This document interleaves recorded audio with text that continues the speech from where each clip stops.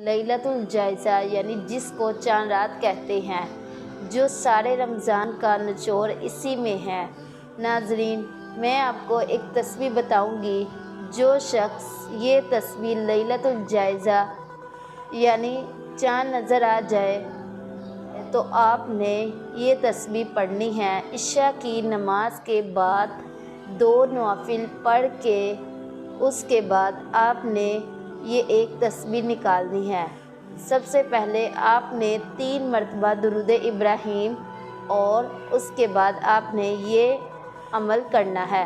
وہ عمل یہ ہے، یا تواب، آپ نے یہ تسبیح یعنی 100 مرتبہ پڑھنا ہے۔ اس کی تمام مرادیں پوری ہوں گی اور ہر خواہشات پوری ہوگی۔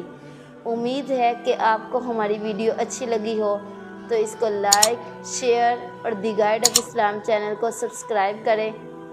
بہت شکریہ، اپنا خیال رکھیے گا، اللہ حافظ۔